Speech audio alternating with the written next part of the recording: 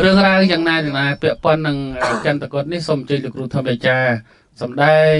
ដូចតទៅអ្នកសូមជ្រះថ្លាអនុមោទនា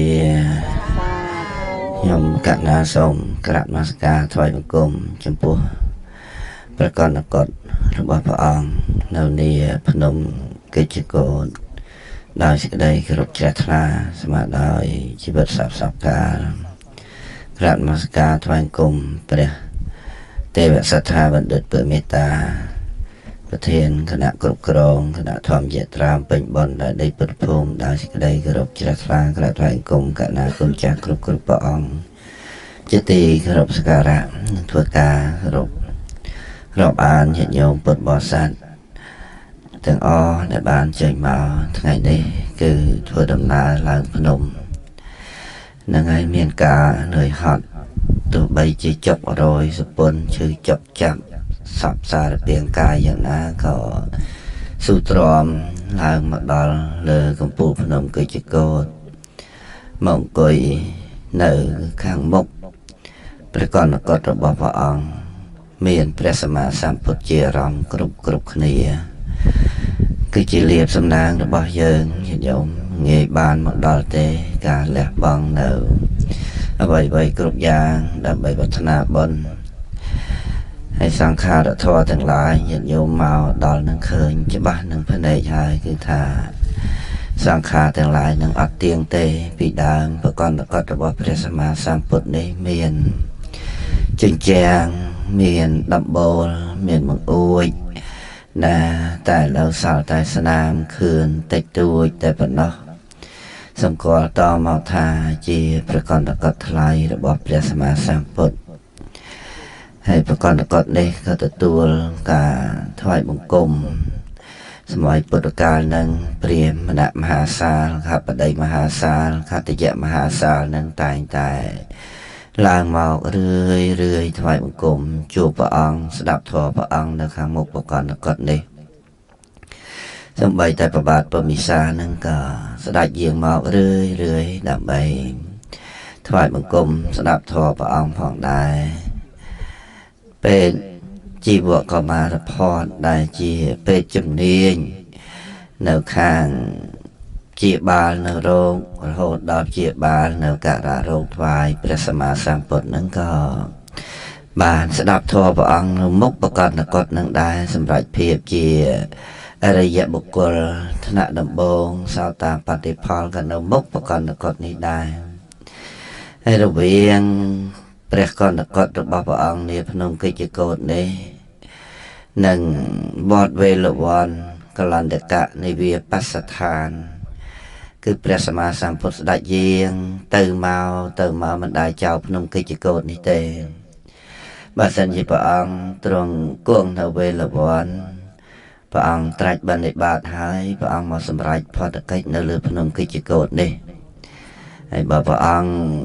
ទ្រង់យាងចេញពីភ្នំកិច្ចកោតបនិបាតរួចទៅព្រះអង្គសម្រេចផតកិច្ចនៅវេលវ័នឬក៏នៅអារាមដតីទៀតដូចជាតបោទារាមជីវកម្មភវ័នអីជាដើមហ្នឹង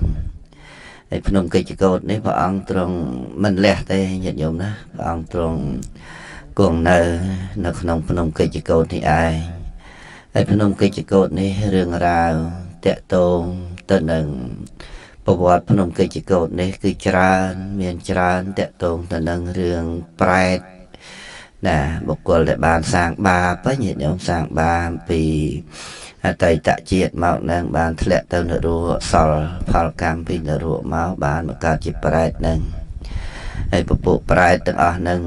មានសម្ដែងក្នុងគម្ពីរព្រះវិន័យនឹងប្រែត24ពួកអីនឹងក៏មានសម្ដែង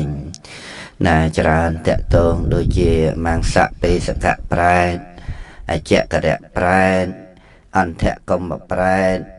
ណាជាដើមចឹងទៅច្រើនសន្ធឹកសន្ធាប់គ្រាន់តែ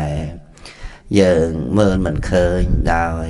សារតែយើងនឹងមិនមាននៅចក្ខុទិព្វសម្រាប់មើលពពួកប្រែតទាំងឡាយទាំងពួងនោះបើយើងមើលឃើញដូចជាព្រះអរិយបុគ្គលទាំងឡាយនោះ ម្លេះយើងនឹងសង្វេគយ៉ាងណាទេញាតិញោមហើយនៅភ្នំកិច្ចកោតនេះសប្តាហ៍ថ្ងៃនឹងក៏មានដែរប្រែតទាំងឡាយនឹងកំពុងតែដែរនៅលើអាកាសនៅភ្នំកិច្ចកោតនឹងស្រែកទ្រហោយំយ៉ាងរហ័សណាមានកម្មពីវរាមានសត្វថ្មាទ្រអានខ្លែងសខ្លែងក្រហមដេញចិត្តដេញខំនឹងក៏ដោយសារបាបកម្មដែលបុគ្គលនោះបានធ្វើហើយអំពីអតីតជាតិមកនឹងទេណាហើយមានសម្ដែងតកតងទៅនឹងអច្ចករៈប្រែណាកាលពីដើមហ្នឹងអច្ចករៈប្រែហ្នឹងគឺថាជាបរោះណាម្នាក់ដែលចូលចិត្តដើរលេងយប់ហ្នឹងរហូតដល់ព្រឹកឡើងហ្នឹងពាក់កណ្ដាលយប់មកសារាក្នុងផ្ទះមួយសែនស្ងាត់ហ្នឹងណាមានទ្វារបើកទៅហើយជើងហ្នឹងប្រឡាក់ដោយភក់ទៀតណាក្នុងកាលនោះសុមនៈសេដ្ឋីលោកបានដើរដំណើរតាមផ្លូវហ្នឹងលោកឃើញបរោះហ្នឹងក៏បានឃើញបរោះហ្នឹងដេកលក់យកកសែងហ្នឹងបាំងមុខចឹងទៅឃើញជើងហ្នឹងប្រឡាក់សើតែភក់ហ្នឹងហើយលោកសេដ្ឋីលោកក៏បានពោលថាបរោះអ្នកដើរលេងយប់ណាពាក្យបរោះអ្នកដើរលេងយប់មួយម៉ាត់ហ្នឹងណាហើយបរោះហ្នឹងបានស្ដាប់ឮហើយបើកសែងមើលឃើញថាលោកសេដ្ឋីណាក៏ប៉ុនប៉ងខឹងជាបាតនឹងលោកសេដ្ឋីថាលោកសេដ្ឋីនេះមើលងាយយើងបំបត្តិយើងថាជាបរោះដើរលេងយប់ពាក្យបរោះដើរលេងយប់នោះស្មើនឹងពាក្យថាចោលនឹងឯងញាតិញោមណាចឹងទៅក៏ចងអាឃាតនឹងលោកសេដ្ឋីនឹងក្នុងព្រះអត្ថកថាសម្ដែងថាបរោះនោះចងកម្មពីវរានឹងលោកសេដ្ឋីគ្រាន់តែទៅកាប់ជើងគោលោកសេដ្ឋីនឹងរហូតដល់ទៅ7លើកញាតិញោមហើយគោដែលនៅក្នុងក្រោលនឹងកាប់ដាច់ជើងទាំងអស់ចឹងទៅណាកម្មពីវរាសម្បើមណាស់ញាតិញោមហើយដើម្បីប្រាថ្នាឲ្យលោកសេដ្ឋីនឹងលោកខឹងលោកអន់ចិត្តតែលោកសេដ្ឋីលោកមិនខឹងមិនអន់ចិត្តទេហើយចោលនឹងទៅកាប់ជើងគោលោកសេដ្ឋីរួចហើយនឹងទៅដុតស្រែលោកសេដ្ឋីខ្លះទៀតណាស្រែលោកសេដ្ឋីដែលកំពុងតែទុំចិត្តនឹងច្រូតហ្នឹងយើងញោមដុតបំផ្លាញខ្ទេចអស់ទៅចឹងទៅប្រាថ្នាធ្វើម៉េចឲ្យទៅលោកសេដ្ឋីហ្នឹងលោកបានខឹងតែលោកសេដ្ឋីនឹងលោកអត់ខឹងណាបែរជាទៅលួចដុតផ្ទះលោកសេដ្ឋីទៀតទៅណាដុតផ្ទះលោកសេដ្ឋីហ្នឹងព្រោះថាលោកសេដ្ឋីលោកផ្ទះច្រើនដែរណាព្រោះលោកអ្នកមានសុមនៈសេដ្ឋីហ្នឹងណារហូតដល់ធ្វើយ៉ាងណាក៏លោកសេដ្ឋីមិនខឹងធ្វើយ៉ាងណាក៏លោកសេដ្ឋីមិនខឹងសួរគេទាំងឡាយទាំងពួកនឹងអ្នកទាំងឡាយតើសុមនៈសេដ្ឋីហ្នឹងលោកស្រឡាញ់អីជាងគេសប្តាហ៍ថ្ងៃហ្នឹងឯងណាបាទសើបសួរទៅដឹងថាស្រឡាញ់ប្រកបរបស់ព្រះអង្គក្នុងកាលនោះសាសនាព្រះសម្មាសម្ពុទ្ធកស្សបៈទេហ្នឹងហើយស្រឡាញ់ប្រកបព្រះអង្គទៅចោលហ្នឹងពេលដែរព្រះសម្មាសម្ពុទ្ធស្ដេចយាងទៅបនិបាតហ្នឹងក៏ទៅលួចដុតប្រកបខ្ញុំឲ្យមើលលួចដុតប្រកបព្រះអង្គវាយនៅឆ្នាំងសម្រាប់លាងទឹកប្របាទអីហ្នឹងគឺថាវាយខ្ទេចខ្ទីអស់ទៅដុតប្រកបព្រះអង្គ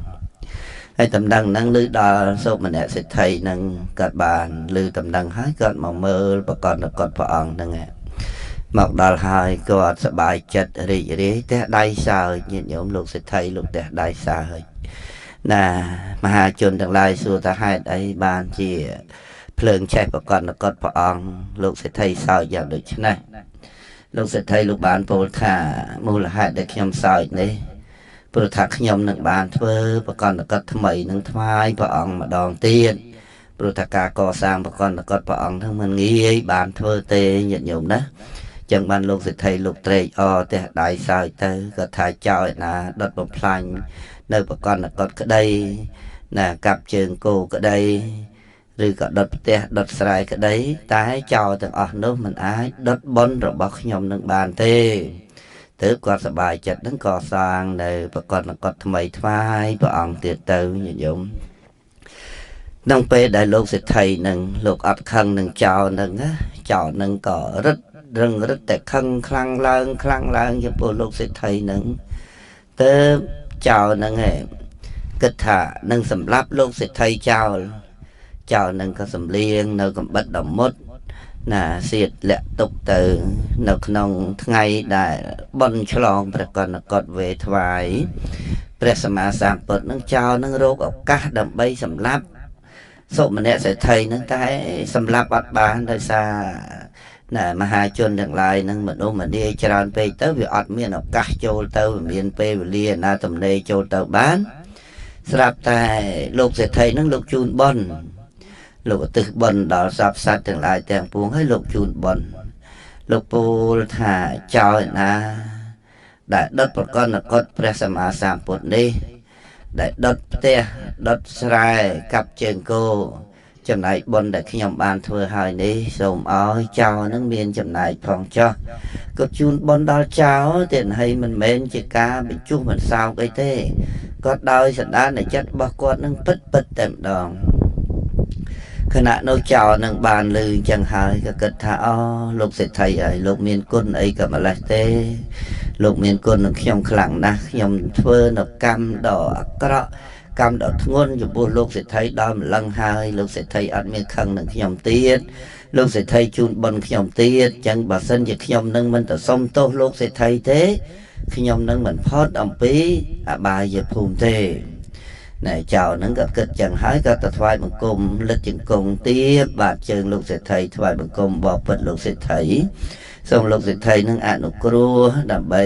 អត់នៅទោសបីដល់ខ្ញុំផងកំហុសដែលខ្ញុំធ្វើទាំងបានពីមុនមកនោះហើយលោកសេដ្ឋីលោកអត់ដឹងទេលោកភ្ញាក់ថាតើបរិះឯងមានកំហុសអីទើបចោលនឹងថាលោកសេដ្ឋីគិតមើលចាំពីលោកសេដ្ឋីណាអញ្ជើញដើរតាមផ្លូវនឹងលោកសេដ្ឋីបានពោលពាក្យណាដាក់បរិះម្នាក់ដែលកំពុងតែដេកនៅផ្ទះនឹងថាអ្នកដើរលេងយប់ណាអ្នកដើរលេងយប់នឹងហើយលោកសេដ្ឋីលោកក៏ចាំបានអញ្ចឹងទៅលោកក៏សង្វេគទៀតណាហើយពាក្យថាចៅអ្នកដើរលេងយប់នឹងស្មើនឹងពាក្យថាចៅនឹងឯងទៅលោកសេដ្ឋីលោកដឹងថាអូណារឿងនេះទោសកំហុសនេះមកពីគាត់ពោលនៅវាចាមិនតំណងវាចានឹងមិនល្អគាត់សុំទោសចៅវិញទេណាថាពាក្យសម្ដីណាដែលខ្ញុំដឹងបានពោលហើយសូមបរោះនឹងអនុគ្រោះដល់ខ្ញុំផងចោះហើយចៅនឹងក៏មិនលើយកទោសពីអីលោកសេដ្ឋីដែរណាលោកសុំដោយសិទ្ធិចិត្តមែនទេនឹងតែចៅនឹងណាក៏បានលើកទោសឲ្យលោកសេដ្ឋីហើយក៏ប៉ុន្តែថាលោកសេដ្ឋីនឹងមានគុណនឹងខ្ញុំណា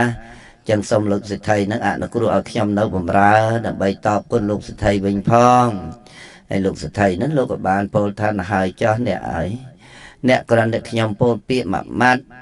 អ្នកធ្វើកម្មដ៏ធ្ងន់ក្រៃលែងជាពិសេសរហូតដល់ដុតប្រកណ្ដកតរបស់ព្រះអង្គបើអ្នកនៅជាមួយខ្ញុំវាអីនឹងមានពាក្យតូចពាក្យធំវាអីនឹងមានការស្ដីបន្ទោសអ្នកនឹងធ្វើកម្មធ្ងន់ជាងនឹងទៀតហើយចោះអ្នកទៅរស់នៅឯគេអដ្ឋានរបស់អ្នកវិញចោះហើយចៅនឹងក៏អន់តូចចិត្តដោយសារតែការសុំបម្រើលោកសេដ្ឋីនឹងលោកមិនអោយនៅបម្រើអញ្ចឹងហើយក៏តូចចិត្តអន់ទៅទោសកំហុសដែលខ្លួនបានធ្វើហើយនឹងក៏ណាឈឺស្គមរិញរៃទៅញាតិញោមស្គមរិញរៃទៅក៏ស្លាប់ទៅណាស្លាប់ទៅកើតនៅក្នុងអវិជ័យនរកឯនោះញាតិញោមស្លាប់ណាក្នុងអវិជ័យនរកនោះចន្លោះមួយពពុទ្ធទៅញាតិញោមតាំងពីព្រះសម្មាសម្ពុទ្ធកស្សបៈរហូតដល់ព្រះសមណគោតមបរមគ្រូនៃយើងទៅឡើងមកអំពីឋាននរកហ្នឹងបានមកកើតជាអចក្ខរៈប្រែតហ្នឹងឯងដែលមានបដោយខ្លួនប្រមាណជា60យោជញាតិញោមប្រពន្ធគល់ថ្នោតហ្នឹង60យោជមានភ្លើងឆេះអំពីកតុយណាឆេះអំពីក្បាលផងពីកតុយផងភ្លើងទាំងពីរហ្នឹងឆេះមកបុកគ្នាត្រង់ចំណុចកណ្ដាលហ្នឹងក៏គោលទៅលើទៅចក្ខរៈប្រែតហ្នឹងក៏ស្រែកទៅហូរយំយ៉ាងក្រៃលែងនៅនឹងភ្នំវិជ្ជកោតហ្នឹងគ្រាន់តែយើងមិនបានមើលឃើញតែប៉ុណ្ណោះហ្នឹងហើយមានរឿងប្រែតដតីដែលច្រើនទៀតដូចជាមង្សបេសកៈប្រែតចឹងប្រែតដែលណាបរោះអំពីដើមមកហ្នឹងនៅក្នុងក្រុងរាជក្រឹសអីជាអ្នកបរបាញ់សត្វអីសម្រាប់សត្វអីចឹងពេលណាដែលណាអស់ជីវិតទៅធ្លាក់ទៅកើតក្នុងកំណើតប្រែតហ្នឹងក៏បាន ណាសេះសល់ផលដឹងហើយមានសម្ដែងប្រែជាច្រើនទៀតដូចជាការសម្លាប់នៅបាសាបាសីជាដើមហើយព្រះអង្គសម្ដែងច្រូតកាត់ទៅថាមាននៅតាមជើងភ្នំកិច្ចកោតហ្នឹងហើយញាតិញោមមានភិក្ខុប្រែតភិក្ខុនៃប្រែតសាមណេរប្រែតសាមណេរីប្រែតបាសកប្រែតបាសិកាប្រែតណាអ្នកដែលបួសហើយមិនគោរពធម៌អាសិក្ខាវិន័យ